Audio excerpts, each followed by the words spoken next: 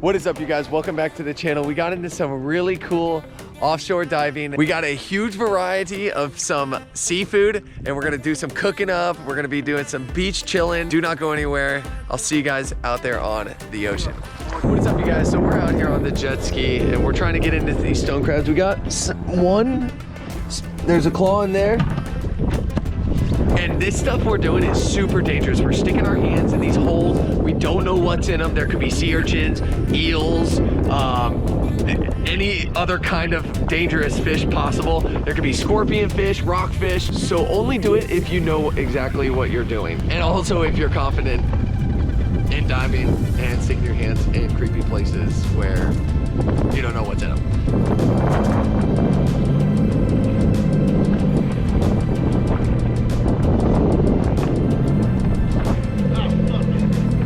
You got one? Oh, dude, that sucks. All right, here. Yeah. Which pole? Which pole? Are you gonna hop in? Yeah. All right, you guys, welcome back underwater. Now you see these lobster crawling all over the place. That's exactly what you'll see on these little grass ledges. But also in some of these holes, not only will you see lobster, you'll see stone crabs. But right here, there's this one seems to be completely packed with lobster, and that's when you know you just need to hop out and bump to a different area.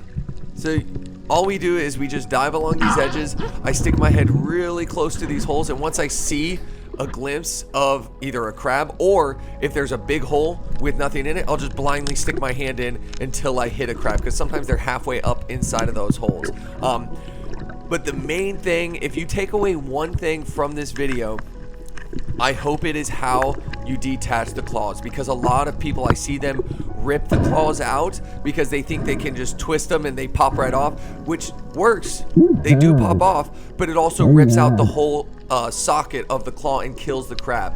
So you see what I do with the knife? You can either use a pair of dikes, or you can use the knife and point it right at the crease. You can even err towards the claw. You just stick the point in, you choke up on the knife, stick the point in, and twist a little bit, and then it starts to, it's like it drills away the part of the claw, and then you can snap it right off. It almost just falls off. And that way you don't have to worry about damaging the crab, because they are a sustainable source. But you see what I was pointing right there?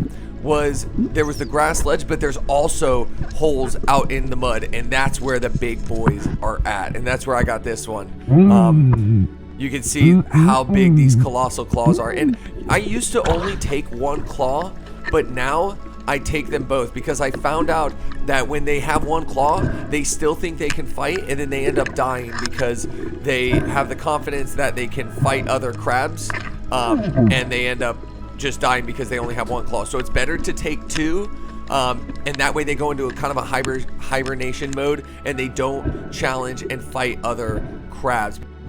All right, so we were just bouncing spot to spot, and then we went to this deeper area, and Spencer was like, dude, huge mutton, huge, what?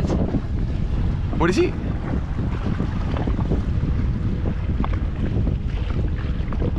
Dude.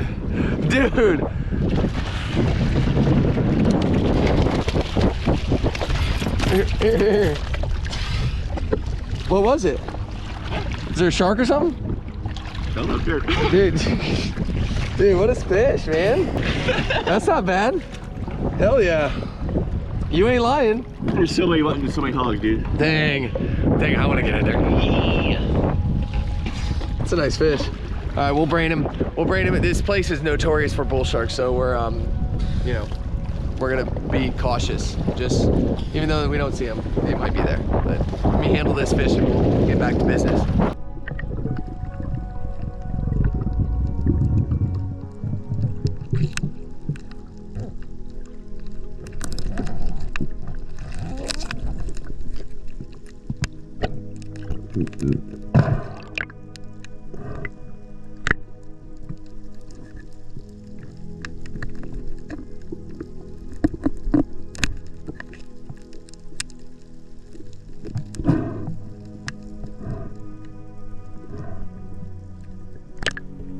So the day kind of starts off a little slow. I just keep punching hole to hole.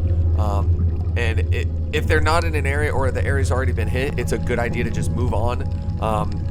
But on the end of this dive, you see all these little caves and crevices these things can hide. I check them all, and most of them I can see the back of them. You can't really see from the GoPro, but I can see the back, and I see there's nothing in it. But there's a sea urchin, and I had to kind of go around him. And this guy just has one claw, and it's too small, and you can kind of tell just from the feel of it. Because the current's going that way.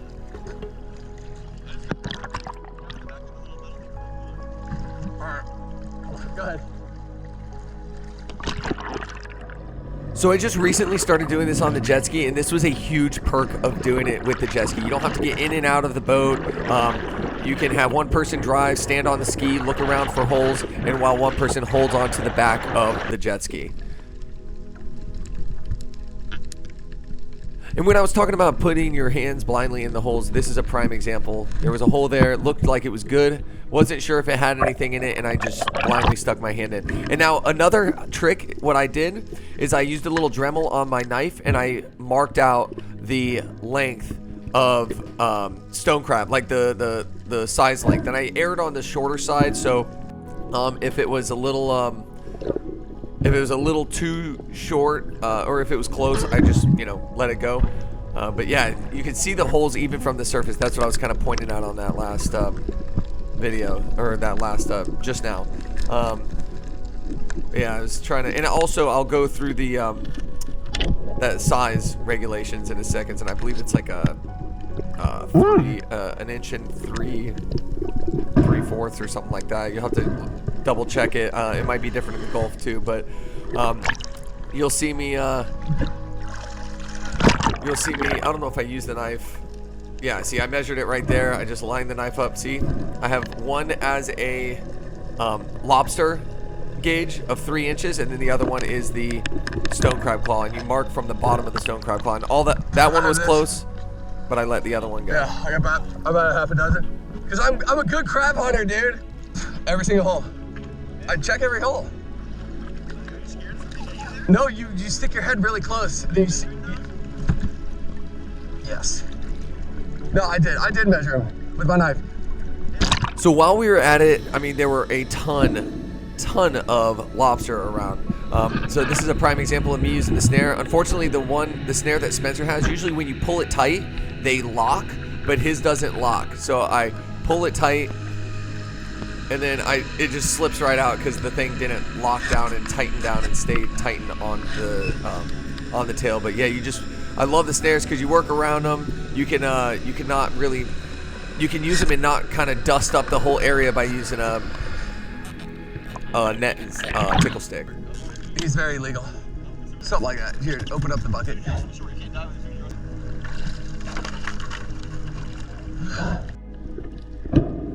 Now, while we were out there diving, we kind of drifted along a little reef area, and this reef area had a really, had a big red grouper on it. And grouper are in season. And I went to get the pole spear, and I came back to this spot, and Spencer said he saw the grouper in this hole, and it's hard for me to believe because that grouper was really big, but you'd be surprised on how these grouper fit in these holes. But I start looking in, and I'm like, hold on, that's not a grouper. And I get closer, and I realize it's a nurse shark. I go up to the surface, and Spencer ends up swearing that there is a black grouper in there, so I go up, reconvene with him, and then pop down and try to get a shot on this guy. I almost shot it. There's a nurse shark in there. He's like this big around. I almost shot the nurse shark. I was like, oh, that's. Is he? Dude, there's a lot of legal lobster here. So now that I know this hole is like very big because it has the shark and a grouper, so I look in there, I see the little shark.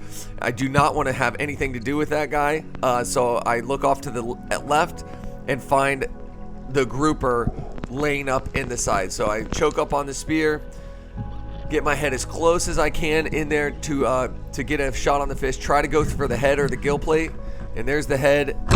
Take the shot, and I just rip him out with using that slip tip. And it's not the one that I saw, but it's definitely legal. I ended up throwing on the box. He was about 2 inches over legal size. And I'm not stoked. Probably if I saw this guy out in the water, I probably wouldn't have shot him. But still happy I got one.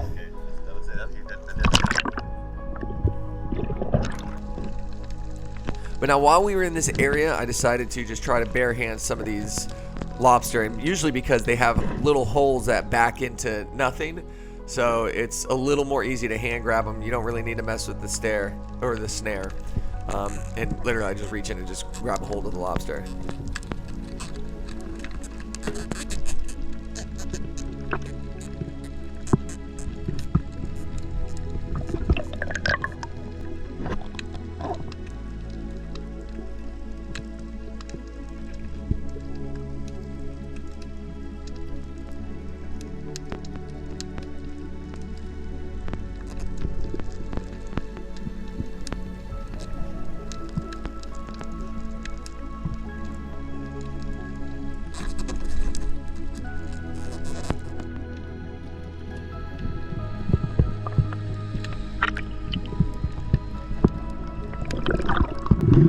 So now most of these lobsters and in these ledges we kind of just let swim. There were a ton of legal ones, but this one was a decent size one.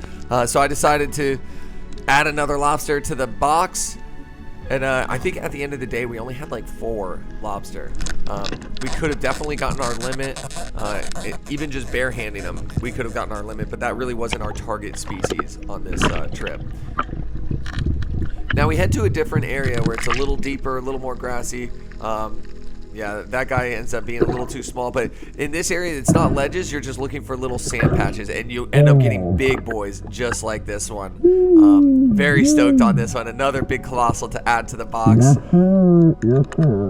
Love it when you reach in and you feel the girth and the size of these guys. You get really stoked. All right, we're getting into them. Little hack. Spencer thinks he's got it. So I got this one.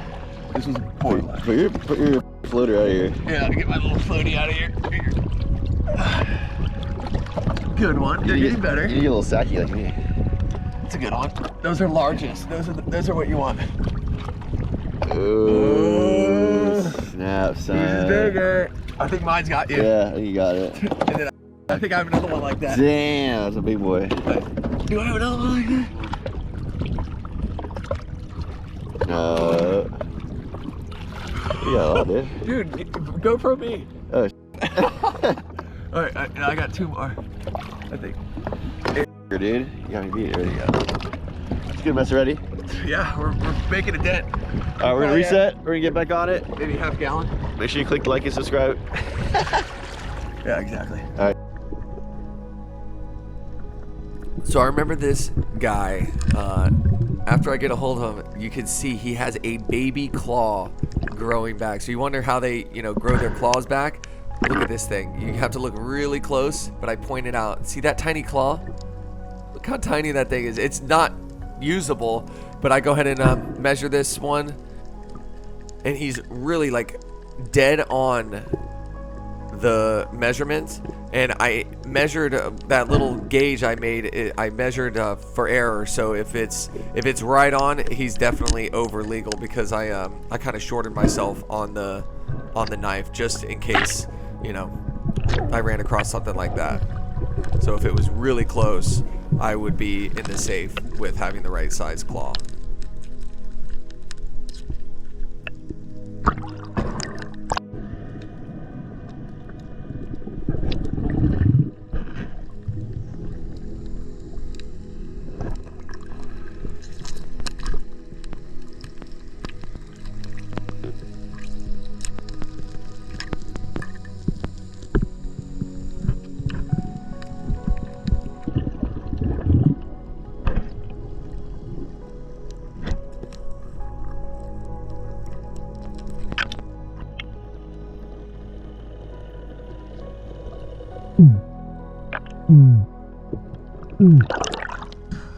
Bunch of yellow jack circling me.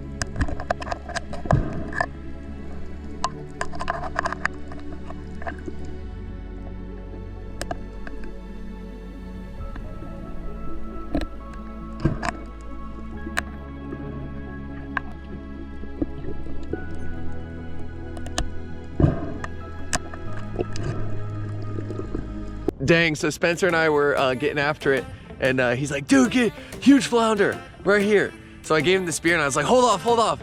And I checked the rules, and the season is closed today and for like a month. 24 inches long. 24 inches? Yeah, they only gotta be like 10 inches.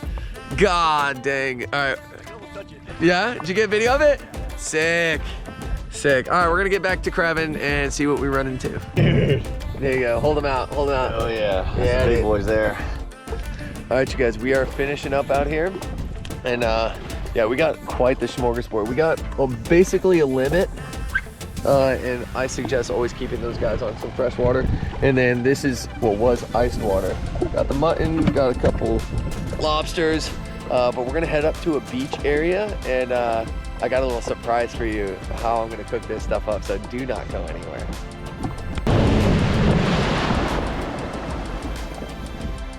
All right, so we got to this remote beach line. Don't look that way. Yeah, don't look that way. Yeah, look at this. Got the ski all ginned up. All right, so Spencer is in for a treat. We got a really cool surprise. How we're gonna cook up some of this fish. What do you want to do? Do you want to just do you want to do some lobster? That's easy. Yeah, lobster. We'll take care of them. And, yeah. All right, we're gonna grill up some lobster, and I'm gonna show you guys this little secret thing I got going on. I just want to show you this whole setup. So we got our fins packed here in the side. I strapped on 2 Yeti buckets. Got the claws in there. We got the lobster and the muttons in there, and then here I have ice cooler. I usually top it with ice, and I just feed ice into the Yeti bucket. Yeah, everything you pretty much need to go diving. Got some dry storage in there, and yeah, I got these little things to hold waters or anything you need.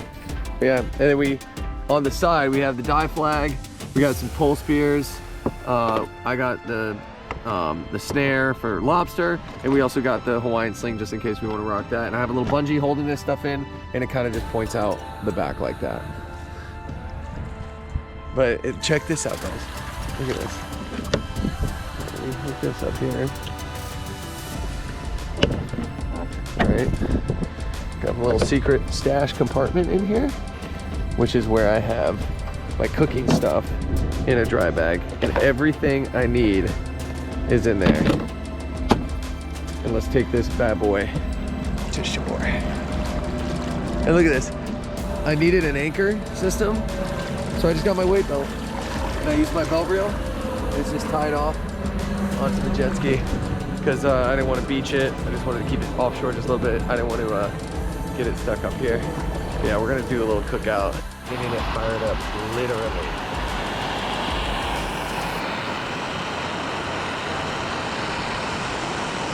I got a little charcoal grill here. It's a little origami grill. Ootsie. Look at this thing.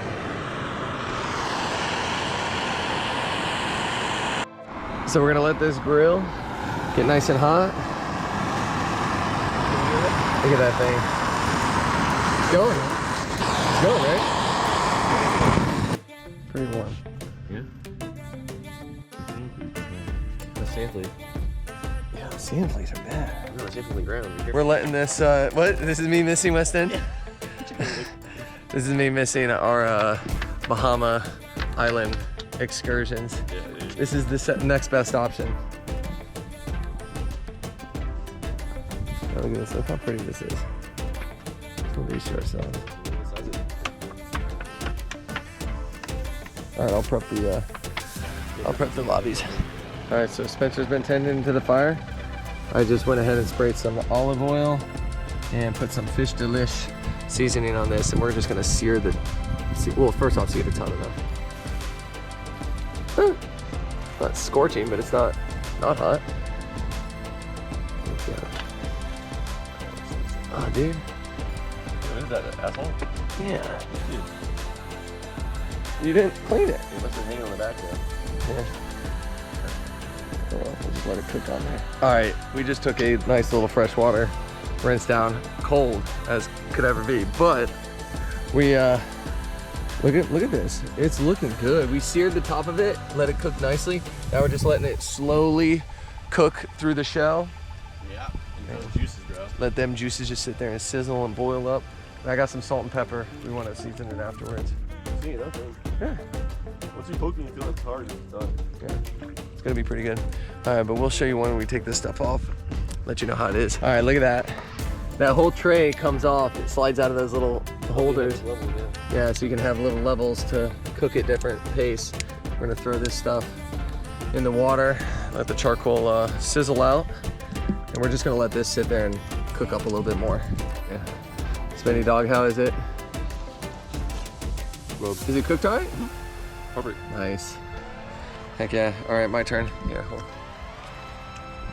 Use lime. Does it? Yep. Jesus, bro. Overcooked a little bit? Ooh, hot. A little bit. A little overcooked. Yeah. Yeah. But it's still good. I like the charbroil. Like it's like charred. It's so good. All right. Downside of this is the no-seams are eating me up. So I'm gonna go ahead and finish eating this guy. Nice little way to finish the day. Have some nice lunch. But you guys, if you are new to the channel and if you enjoy this kind of stuff, I post stuff like this all the time. I'll link a couple of videos up here. But if you're new to the channel, give it a thumbs up, subscribe if you haven't already, and I'll see you guys next week for another adventure. Later.